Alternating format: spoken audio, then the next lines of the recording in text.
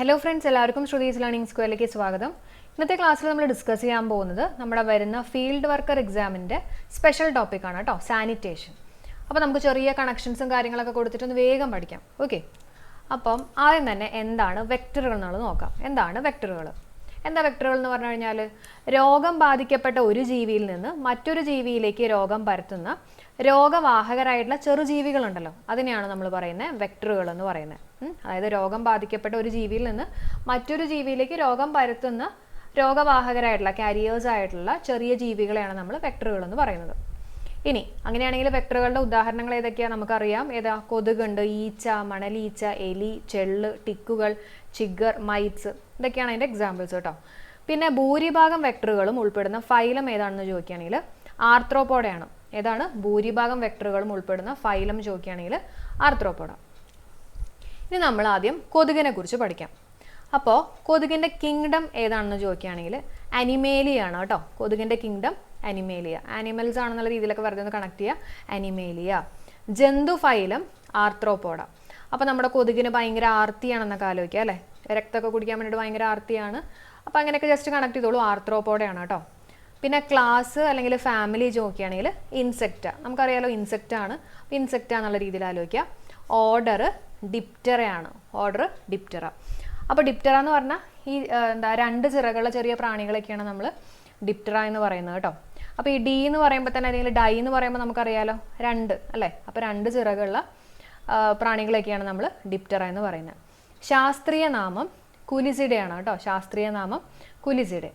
അപ്പോൾ ഈ കാര്യങ്ങളൊക്കെ ഒന്നും കൂടി മനസ്സിലാക്കുകയാണെന്ന് കിങ്ഡം അനിമേലിയ, ജന്തുഫൈലം ആർത്രോപോഡ, ക്ലാസ് അല്ലെങ്കിൽ ഫാമിലി ഇൻസെക്റ്റ, ഓർഡർ ഡിപ്റ്ററ, ശാസ്ത്രീയ നാമം കുലിസിഡെ.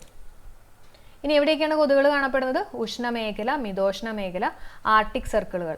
ഓക്കെ, അതുപോലെ തന്നെ അന്റാർട്ടിക്കയിലും മറ്റു ചില ദ്വീപുകളിലും ഇല്ലയെന്ന് ഓർക്കുക കേട്ടോ. അന്റാർട്ടിക്കയിലൊക്കെ ഭയങ്കര തണുപ്പല്ലേ, അപ്പോൾ അവിടെയും അതുപോലെ തന്നെ മറ്റു ദ്വീപുകളിലൊന്നും കൊതുക് ഇല്ലയെന്ന് ആലോചിക്കുക. പിന്നെ മൂന്നാമത്തെ പോയിന്റ്, സമുദ്രനിരപ്പിൽ നിന്നും 5500 മീറ്റർ ഉയരത്തിലും 1250 മീറ്റർ താഴ്ചയിലുമുള്ള ഖനികളിലും പൊതുവെ കാണപ്പെടുന്നു കേട്ടോ. അപ്പോൾ ഈ ഡിസ്റ്റൻസ് ഒക്കെ ഒന്ന് പഠിച്ചു വെച്ചേക്കുക. സമുദ്രനിരപ്പിൽ നിന്നും 5500 മീറ്റർ ഉയരത്തിലും 1250 മീറ്റർ താഴ്ചയിലുമുള്ള ഖനികളിലും പൊതുവെ കാണപ്പെടുന്നു. ഇനി കൊതുക് ആതിഥേയരെ കണ്ടെത്തുന്നത് എങ്ങനെയാണ്? കൊതുക് നമ്മളെ അല്ലെങ്കിൽ കൊതുകിൻ്റെ ഇരയൊക്കെ കണ്ടുപിടിക്കുന്നത് എങ്ങനെയാണ്? ഏതൊക്കെ ഫാക്ടേഴ്സ് അനുസരിച്ചിട്ടാണെന്നുള്ളത് നോക്കാം. ഒന്ന്, നമ്മുടെ ശരീരതാപം അല്ലെ, നമ്മുടെ ബോഡി ടെമ്പറേച്ചർ അനുസരിച്ചിട്ട്. പിന്നെ കാർബൺ ഡൈ ഓക്സൈഡിൻ്റെ സാന്നിധ്യം അനുസരിച്ചിട്ട് കേട്ടോ. കാർബൺ ഡൈ ഓക്സൈഡിൻ്റെ സാന്നിധ്യം അനുസരിച്ചിട്ട്. പിന്നെ ത്വക്കിലെ ഈർപ്പം. നമ്മൾ പറയില്ലേ ഒരുപാട് നമ്മളിങ്ങനെ വേർത്തൊക്കെ ഇരിക്കുകയാണെങ്കിൽ കൊതുക് വന്ന് കടിക്കും എന്നൊക്കെ പറയാം. അപ്പോൾ ത്വക്കിലെ ഈർപ്പം അനുസരിച്ചിട്ട്. ലാക്റ്റിക് ആസിഡ് എന്നിവയുടെ ഗന്ധം. ഓക്കെ, അപ്പോൾ ഈ 4 ഫാക്ടേഴ്സ് പഠിക്കുക. ഒന്ന് ശരീരതാപം, കാർബൺ ഡൈ ഓക്സൈഡ്, ത്വക്കിലെ ഈർപ്പം, ലാക്റ്റിക് ആസിഡ് എന്നിവയുടെ ഗന്ധം. ഇനി നമുക്ക് കൊതുകിൻ്റെ ലൈഫ് സൈക്കിൾ ഒന്ന് നോക്കാം. അപ്പോൾ ഈ ഒരു ഫിഗർ നിങ്ങൾ നോക്കിക്കോളൂ. ആദ്യം മുട്ട, എഗ്ഗാണ്, പിന്നെ ലാർവയാണ് കണ്ടോ. ലാർവ കണ്ടോ. അത് കഴിഞ്ഞിട്ട് പ്യൂപ്പ സ്റ്റേജ്, അത് കഴിഞ്ഞിട്ടാണ് കൊതുകായിട്ട് മാറുന്നത് കേട്ടോ. അപ്പോൾ എഗ്ഗ്, മുട്ട, ലാർവ, പ്യൂപ്പ, അതേപോലെ തന്നെ ലാസ്റ്റ് കൊതുക്. ഇനി കൊതുകുകളുടെ ശരാശരി ആയുസ് പഠിച്ചു വെച്ചേക്കണം, 2 ആഴ്ചയാണ് കേട്ടോ. കൊതുകുകളുടെ ശരാശരി ആയുസ് എത്രയാണ്? 2 ആഴ്ച. ഇനി നമുക്ക് ഓരോ ഘട്ടങ്ങൾ പഠിക്കാം. നമ്മളിപ്പോൾ ഇവിടെ 4 ഘട്ടങ്ങളുണ്ടെന്നുള്ളത് പഠിച്ചു അല്ലേ. മുട്ട, ലാർവ, പ്യൂപ്പ, കൊതുക്. അതിൽ തന്നെ ആദ്യം നമുക്ക് മുട്ട നോക്കാം കേട്ടോ. മുട്ട ഘട്ടം 2 ദിവസമാണ്. അതേപോലെ തന്നെ ഈ മുട്ട ആദ്യം നല്ല വെള്ള നിറത്തിലായിരിക്കും, പിന്നീട് അതിൻ്റെ കളറൊക്കെ മാറി ഇരുണ്ട നിറത്തിൽ ആവുന്നു.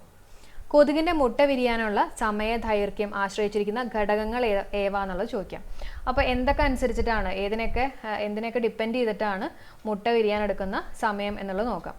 എന്തൊക്കെയാണ്? ജലത്തിൻ്റെ താപനില അല്ലെ, വെള്ളത്തിൻ്റെ ടെമ്പറേച്ചർ, പിന്നെ ഭക്ഷണം, കൊതുകിൻ്റെ തരം. പലതരത്തിലുള്ള കൊതുകുണ്ട്. അപ്പോൾ കൊതുകിൻ്റെ തരം, അതേപോലെ തന്നെ ജലത്തിൻ്റെ താപനില, ഭക്ഷണമൊക്കെ അനുസരിച്ചിട്ടാണ് ഇതിൻ്റെ മുട്ട വിരിയാനെടുക്കുന്ന സമയം കേട്ടോ. ഇനി നമുക്ക് ലാർവ ഘട്ടം നോക്കാം. 2ാമത്തെ ഘട്ടം നമ്മളെത്തി. ലാർവ ഘട്ടം 5 മുതൽ 7 ദിവസം വരെയാണ് കേട്ടോ ഈ ലാർവ ഘട്ടം. ഇനി ലാർവകൾ അറിയപ്പെടുന്ന പേര് റിഗ്ലേഴ്സ് ആണ്. എന്താണ്? ലാർവകൾ അറിയപ്പെടുന്ന പേര് റിഗ്ലേഴ്സ് ആണെന്ന് ഓർക്കുക. ഞാൻ അവസാനം ഒരു ചെറിയൊരു കണക്ഷൻ പറഞ്ഞുതരാം. ലാർവകൾ ശ്വസിക്കുന്നത് സിഫോൺ എന്നറിയപ്പെടുന്ന ശ്വസന കുഴൽ വഴിയാണ് കേട്ടോ. അപ്പോൾ ലാർവകൾ ശ്വസിക്കുന്നത് സിഫോൺ എന്നറിയപ്പെടുന്ന ശ്വസന കുഴൽ വഴിയാണ് എന്നോർക്കുക. അതേപോലെ തന്നെ ലാർവയുടെ പുറം തൊലിയിലെ പാളികൾ 4 തവണ പൊഴിഞ്ഞു പോകുന്നു. അപ്പോൾ ഈ ലാർവയുടെ പുറം തൊലിയിലുള്ള പാളികളൊക്കെ കൊഴിഞ്ഞു പോകുന്ന ആ ഒരു പ്രക്രിയനെയാണ് നമ്മൾ പറയുന്നത് മൗൾട്ടിംഗ് എന്ന് പറയുന്നത് കേട്ടോ. മൗൾട്ടിങ് എന്ന് ഓർക്കുക കേട്ടോ, മൗൾട്ടിങ്. ഓക്കെ, അപ്പോൾ ഇതിൻ്റെ പോയിൻറ്റ്സുകളൊക്കെ ജസ്റ്റ് ഒന്ന് ഞാൻ പറഞ്ഞുതരാം. ചെറിയൊരു കണക്ഷനാണ്, അത്ര നല്ലതൊന്നും അല്ല, എന്നാലും ജസ്റ്റ് ഓർക്കാൻ വേണ്ടിയിട്ട്. നമുക്ക് SLR എന്ന് ആലോചിക്കാമല്ലോ. SLR, DSLR എന്നൊക്കെ നമ്മൾ പറയില്ലേ, ക്യാമറ. അതേപോലെ തന്നെ SLR ആലോചിക്കുക. അപ്പോൾ നമുക്ക് S വെച്ചിട്ട് എന്താ, സിഫോൺ ആണ് അതിൻ്റെ ശ്വസന കുഴൽ എന്നുള്ളത് ഓർക്കാം. L നമ്മൾ ലാർവയായിട്ടൊരു കണക്ഷൻ കൊടുത്തിരിക്കുന്നതാണ് കേട്ടോ. അപ്പോൾ ലാർവ എന്നുള്ളത് ആലോചിക്കാം. R എന്ന് പറയുമ്പോൾ റിഗ്ലേഴ്സ്, ലാർവകൾ അറിയപ്പെടുന്ന പേര് ചോദിക്കുകയാണെങ്കിൽ റിഗ്ലേഴ്സ് ആണ്. അപ്പോൾ അങ്ങനെ SLR എന്നുള്ള രീതിയിൽ ജസ്റ്റ് ഒന്ന് പഠിച്ചതൊക്കെ ഒന്ന് ഓർഗനൈസ് ചെയ്ത് വെക്കുക കേട്ടോ. ഇനി പ്യൂപ്പ ഘട്ടം, മൂന്നാമത്തെ ഘട്ടമാണ് പ്യൂപ്പ ഘട്ടം. അത് 1 തൊട്ട് 2 ദിവസം വരെയാണ്. ഇനി പ്യൂപ്പ ഘട്ടം, പ്യൂപ്പ അറിയപ്പെടുന്ന പേര് ഏതാണെന്ന് ചോദിക്കുകയാണെങ്കിൽ ടംബ്ലേഴ്സ് ആണ്. അപ്പോൾ നമ്മൾ നേരത്തെ പറഞ്ഞില്ലേ, ലാർവകൾ അറിയപ്പെടുന്ന പേരെന്താ, റിഗ്ലേഴ്സ് ആണ്. അപ്പോൾ ഇത് രണ്ടും മാറിപ്പോകരുത്, ഇത് ടംബ്ലേഴ്സ് ആണ്. അപ്പോൾ ഇതിൻ്റെ ചെറിയൊരു കോഡും കൂടെ ഞാൻ പറഞ്ഞുതരാം. പ്യൂപ്പ ഘട്ടത്തെ ഹൈബർനേറ്റിംഗ് ഘട്ടം എന്നറിയപ്പെടുന്നു. പ്യൂപ്പയുടെ ആകൃതി എന്താണ്, കോമയുടെ ആകൃതിയാണ്, അതായത് C ഷേപ്പാണ് കേട്ടോ. പ്യൂപ്പയുടെ ആകൃതി ചോദിക്കുകയാണെങ്കിൽ കോമയുടെ ആകൃതി. പ്യൂപ്പയെ ശ്വസിക്കുന്നതിന് സഹായിക്കുന്ന ശ്വസന ട്യൂബുകൾ ഏതാണെന്ന് ചോദിക്കുകയാണെങ്കിൽ ട്രംപറ്റ്സ് ആണ്. അപ്പോൾ നമുക്ക് എല്ലാം കൂടി ചെറുതായിട്ടൊന്ന് കണക്ട് ചെയ്യാം. അപ്പോൾ പ്യൂപ്പയുടെ ആകൃതി എന്ന് ചോദിക്കുകയാണെങ്കിൽ C ഷേപ്പ് അല്ലെങ്കിൽ കോമയുടെ ആകൃതിയാണ്. അപ്പോൾ നമുക്ക് ഈ ഒരു ഷേപ്പ് എന്ന് പറയുമ്പോൾ നമുക്ക് ഈ ചെമ്മീൻ്റെയൊക്കെ ഷേപ്പ് പോലെ ആലോചിക്കാമല്ലോ അല്ലേ, കൊഞ്ച് ചെമ്മീൻ്റെയൊക്കെ പോലെ ആലോചിച്ചൂടെ. അപ്പോൾ ഈ ചെമ്മീനൊക്കെ നമ്മൾ ഈ കുപ്പിയിലൊക്കെ ഇട്ട് വയ്ക്കില്ലേ, ടംബ്ലറിന് ആലോചിക്കാമല്ലോ. അപ്പോൾ നമ്മൾ ഈ ചെമ്മീനെയൊക്കെ ടംബ്ലറിൽ ഇട്ട് വയ്ക്കും, പൂപ്പിലൊക്കെ പിടിക്കാതിരിക്കാൻ വേണ്ടി എന്നൊക്കെ ജസ്റ്റ് ഒന്ന് കണക്ട് ചെയ്യാം. പൂപ്പിൽ പ്യൂപ്പയായിട്ടൊക്കെ ഒന്ന് ഓർത്ത് വയ്ക്കുക കേട്ടോ. അപ്പോൾ അതൊക്കെ ഒന്ന് നമുക്ക് കണക്ട് ചെയ്യാൻ പറ്റും. അപ്പോൾ പ്യൂപ്പയുടെ ആകൃതി ചോദിക്കുകയാണെങ്കിൽ C ഷേപ്പാണ്, ടംബ്ലേഴ്സ് ആണ് അറിയപ്പെടുന്ന പേര്. അപ്പോൾ ടംബ്ലേഴ്സ് കിട്ടിക്കഴിഞ്ഞാൽ തന്നെ നമുക്ക് ട്രംപറ്റ്സും കിട്ടും അല്ലേ, അതിൻ്റെ ശ്വസിക്കുന്ന ശ്വസന ട്യൂബുകൾ ചോദിക്കുകയാണെങ്കിൽ ട്രംപറ്റ്സും കിട്ടും. ഹൈബർനേറ്റിംഗ് ഘട്ടം എന്നറിയപ്പെടുന്നത് പ്യൂപ്പ ഘട്ടത്തെയാണെന്നുള്ളതും കൂടെ ഓർത്ത് വെച്ചേക്കുക. അടുത്തത് 4ാമത്തെ ഘട്ടമാണ് മുതിർന്ന കൊതുക് ഘട്ടം കേട്ടോ. അപ്പോൾ 4ാമത്തെ ഘട്ടമെത്തി, മുതിർന്ന കൊതുക് ഘട്ടം. 2 ആഴ്ചയാണ് ആ ഘട്ടം. പ്യൂപ്പയുടെ തൊലി പൊട്ടി വരുന്ന പുതിയ പ്രാണി അറിയപ്പെടുന്നത് ഇമാഗോ എന്നാണ് കേട്ടോ. പ്യൂപ്പയുടെ തൊലിയൊക്കെ പൊട്ടി പുതിയ പ്രാണിയായിട്ട് വരുമല്ലോ, അതിനെയാണ് പറയുന്നത് ഇമാഗോ എന്ന് പറയുന്നത്. അപ്പോൾ പ്യൂപ്പയുടെ ഇമേജൊക്കെ മാറി ഇപ്പോൾ പുതിയൊരു ഇമേജായി ആലോചിക്കുക, ഇമാഗോ. മുതിർന്ന പെൺകൊതുകുകളുടെ ഭക്ഷണം രക്തമാണ്. അപ്പോൾ പെൺകൊതുകുകൾ രക്തമൊക്കെയാണ് കുടിക്കുന്നത്, ആൺകൊതുകുകൾ പാവാണ്, അത് ചെടിയുടെ നീരൊക്കെയാണ് കുടിക്കുന്നതെന്ന് ഓർത്ത് വയ്ക്കുക. ഓക്കെ ആണല്ലോ. അപ്പോൾ ഇമാഗോ എന്നുള്ളത് മറക്കണ്ട കേട്ടോ. ഇനി നമുക്ക് കൊതുകുകളുടെ തരങ്ങൾ പഠിക്കാം. എന്തൊക്കെയാ, 4 തരത്തിൽ കൊതുകുകളുണ്ട്. ഏതൊക്കെയാണ്, ഒന്ന് അനോഫിലസ് കൊതുകുണ്ട്, മൻസോണിയ ഉണ്ട്, ക്യുലെക്സ് കൊതുകുണ്ട്, ഈഡിസ് ഉണ്ട്. അപ്പോൾ നമുക്ക് ഓരോന്ന് ജസ്റ്റ് ഒന്ന് പഠിക്കാം. ആദ്യം തന്നെ അനോഫിലസ് കൊതുകിനെ കുറിച്ച് പഠിക്കാം. അനോഫിലസ് കൊതുകിനകത്ത് ഈ കൊതുകിൻ്റെ ചിറകിൽ കറുത്ത അടയാളങ്ങളും അതുപോലെ തന്നെ പുള്ളിക്കുത്തുകളൊക്കെ കാണാൻ പറ്റും. ഇതിൻ്റെ ചിറകിലാണ് കേട്ടോ കറുത്ത അടയാളങ്ങളും പുള്ളിക്കുത്തുകളൊക്കെ കാണപ്പെടുന്നു. പിന്നെ വിശ്രമിക്കാനായിട്ട് ഒരു പ്രതലത്തിൽ ഇരിക്കുമ്പോൾ തന്നെ അതിൻ്റെ ശിരസ്, ഉദരം എന്നിവ നേർരേഖയിലായിരിക്കും എന്നുള്ളത് ഓർത്ത് വയ്ക്കാം. അപ്പോൾ ഞാൻ എല്ലാ പോയിന്റ്സുകളും പറയുന്നുണ്ട്, എല്ലാം ഒന്ന് കേട്ടുപോവുക. കാരണം നമുക്ക് ഇപ്പോൾ എക്സാമിന് പ്രസ്താവന തരത്തിലുള്ള ചോദ്യങ്ങളൊക്കെ വരികയാണെങ്കിൽ തെറ്റിക്കാതിരിക്കാൻ വേണ്ടിയിട്ടാണ് കേട്ടോ. അപ്പോൾ ചിറകിൽ കറുത്ത അടയാളങ്ങളും അതുപോലെ തന്നെ പുള്ളിക്കുത്തുകളും കാണപ്പെടുന്നു. വിശ്രമിക്കാനായിട്ട് ഒരു പ്രതലത്തിൽ ഇരിക്കുമ്പോൾ ശിരസ്, ഉദരം എന്നിവ നേർരേഖയിലായിരിക്കും. കടിക്കുമ്പോൾ വേദന ഉണ്ടാവില്ല കേട്ടോ. അപ്പോൾ നമ്മുടെ അനോഫിലസ് കൊതുകാണ് നോ വേദന എന്ന് ഓർത്താൽ മതി. കടിക്കുമ്പോൾ വേദന ഒന്നും ഉണ്ടാവില്ല. 2 മുതൽ 4 കിലോമീറ്റർ വരെ പറക്കാൻ ശേഷിയുണ്ട്. 2 മുതൽ 4 കിലോമീറ്റർ വരെയാണ് അതിന് പറക്കാൻ ശേഷിയുള്ളത്. രാത്രി സമയത്താണ് കടിക്കുന്നതെന്നുള്ളത് ഓർത്ത് വയ്ക്കുക.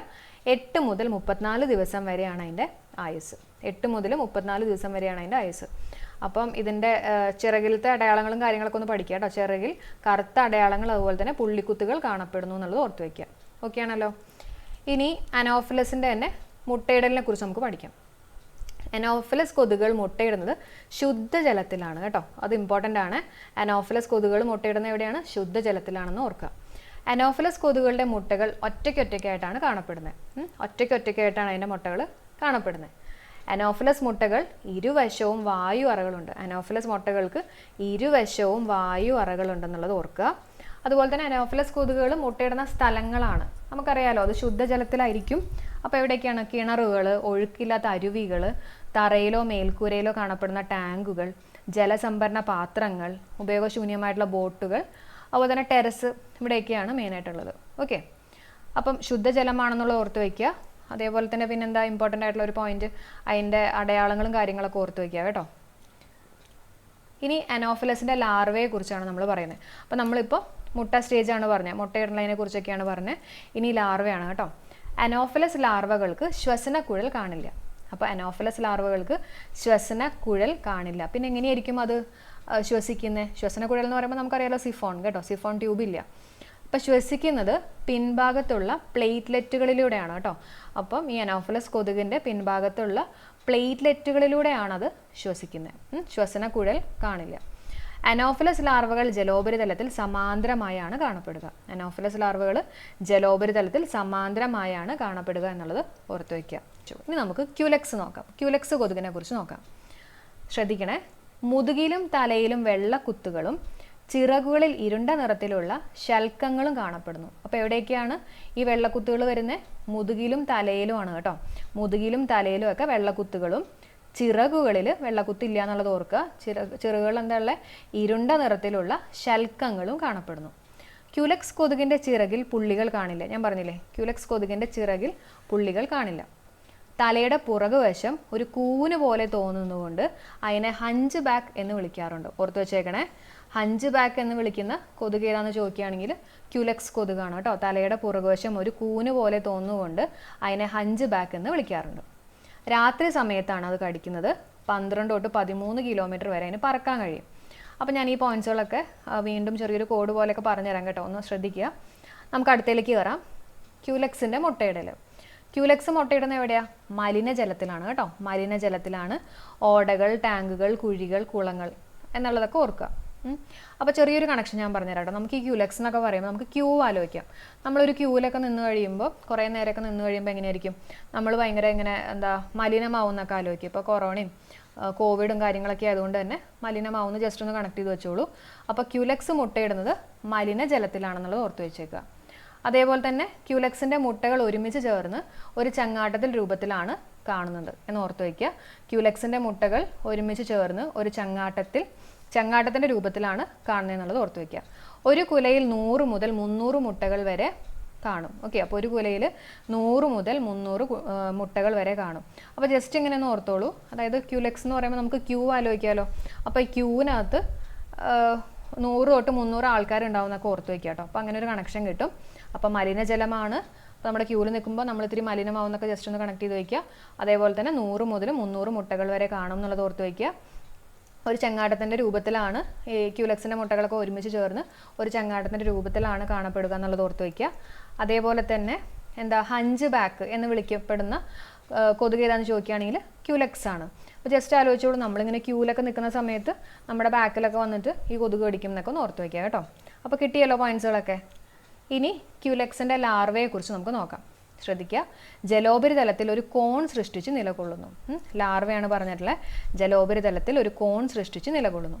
സിഫോൺ ട്യൂബ് താരതമ്യേന നീണ്ടതും ഇളം നിറത്തിലുമാണ് കേട്ടോ. ഇനി പിന്നെ മൂന്നാമത്തെ പോയിന്റ്, ക്യൂലെക്സ് ലാർവ സി അക്ഷരം പോലെ ജലത്തിൽ വിശ്രമിക്കുന്നു. ഇത് ഇമ്പോർട്ടൻ്റ് ആണ് കേട്ടോ. ക്യൂലെക്സ് ലാർവ ഏതക്ഷരം പോലെയാണ് ജലത്തിൽ വിശ്രമിക്കുന്നത്? സി അക്ഷരം പോലെയാണ് ജലത്തിൽ വിശ്രമിക്കുന്നത്. അപ്പോൾ ജസ്റ്റ് ആലോചിച്ചാൽ നമ്മളിങ്ങനെ ക്യൂവിലൊക്കെ നിൽക്കുമ്പോൾ ആദ്യമൊക്കെ ഇങ്ങനെ ഭയങ്കര ഉഷാറായിട്ടൊക്കെ ഇങ്ങനെ നിൽക്കും. അത് കഴിഞ്ഞ് കുറേ നേരം ക്യൂവിൽ നിന്ന് കഴിയുമ്പോൾ നടുവൊക്കെ വളഞ്ഞത് ഇങ്ങനെ സി ഷേപ്പ് ആയിരിക്കും എന്ന് ആലോചിക്കുക കേട്ടോ. അപ്പോൾ ക്യൂലെക്സ് ലാർവ സി അക്ഷരം പോലെ ജലത്തിൽ വിശ്രമിക്കുന്നു എന്നുള്ളത് നമുക്കവിടെ കണക്ട് ചെയ്യാൻ പറ്റും. കിട്ടുന്നുണ്ടല്ലോ? അപ്പോൾ ഇത്രയും കിട്ടിയെന്ന് വിശ്വസിക്കുകയാണ്. അപ്പോൾ നമ്മുടെ ക്യൂലെക്സ് ജസ്റ്റ് ഒന്നും കൂടെ ഒന്ന് മനസ്സിലേക്ക് കൊണ്ടുവന്നോളൂ. എന്തൊക്കെയാണ്? ക്യൂലെക്സ് കൊതുകിൻ്റെ ചിറകിൽ പുള്ളികളൊന്നും കാണില്ല എന്ന് ഓർക്കുക. മുതുകിലും തലയിലൊക്കെയാണ് ഇതിൻ്റെ വെള്ളക്കുത്തുകളും കാര്യങ്ങളൊക്കെ ഉള്ളത്. പിന്നെ ക്യൂവിൽ നിൽക്കുമ്പോൾ നമ്മുടെ ബാക്കിൽ വന്ന് കൊതുക് കുത്തും എന്ന് ആലോചിക്കുക. ഹഞ്ച് ബാക്ക് എന്ന് വിളിക്കാറുണ്ട് എന്ന് ഓർക്കുക. പിന്നെ ക്യൂലെക്സിൻ്റെ മുട്ടയിടലാണ് പറഞ്ഞിട്ടുള്ളത്. ക്യൂവിലൊക്കെ നിൽക്കുമ്പോൾ നമ്മൾ ഇത്തിരി മലിനമാവുന്നൊക്കെ ആലോചിക്കുക. മലിനജലത്തിലാണ്. പിന്നെന്താ? ക്യൂവിൽ 100 മുതൽ 300 ആൾക്കാരുണ്ടെന്ന് ആലോചിക്കുക. 100 മുതൽ 300 മുട്ടകൾ വരെ കാണും. പിന്നെ ലാർവയുടെ കാര്യമാണ്, അത് സി അക്ഷരമാണെന്ന് ആലോചിക്കുക. ക്യൂവിൽ നിൽക്കുമ്പോൾ ഷേപ്പൊക്കെ മാറിയ അവസരം സി പോലെ ആവുമെന്ന് ഓർത്ത് വയ്ക്കുക. അടുത്ത് നമുക്ക് ഈഡിസ് കൊതുകിനെ കുറിച്ച് പഠിക്കാം.